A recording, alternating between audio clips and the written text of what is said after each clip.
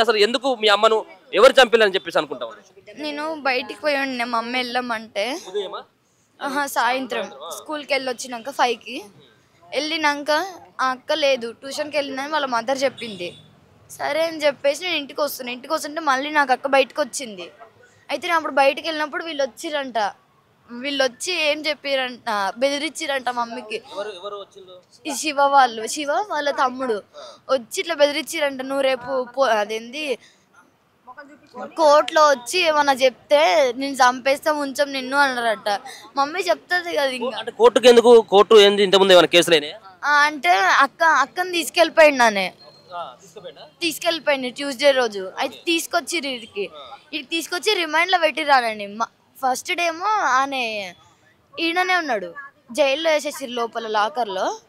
అక్కనేమో ఇక్కడనే first home తీసుకుపోయారు.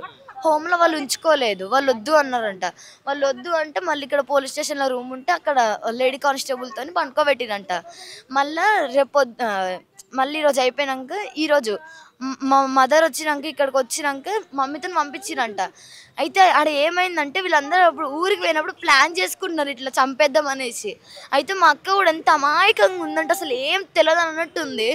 మా అక్క వచ్చి నాకు చెప్పినాక మా అమ్మ నిజమేనేమో అనుకొని నేను వెళ్ళి వాళ్ళు ఇంట్లోనే ఉన్నారు అనుకుంటా. అప్పుడు మమ్మీతో బెదిరించారు కదా, అప్పుడు వాళ్ళు ఇంట్లోనే ఉన్నట్టుండ్రు. ఇంట్లో ఉంటే వాళ్ళు అక్క లోపలికి వెళ్ళి బయటకు వచ్చి నాతో ఏం చెప్పింది, మమ్మీ శ్రీజని తీసుకొని రమ్మంటుంది ఇంటికి, లేకపోతే రావద్దంటే నమ్మని పట్టుకొని రండి అంటుంది అంటే నేను ఇంట్లో వాళ్ళు ఉన్నారో నాకు తెలియదు.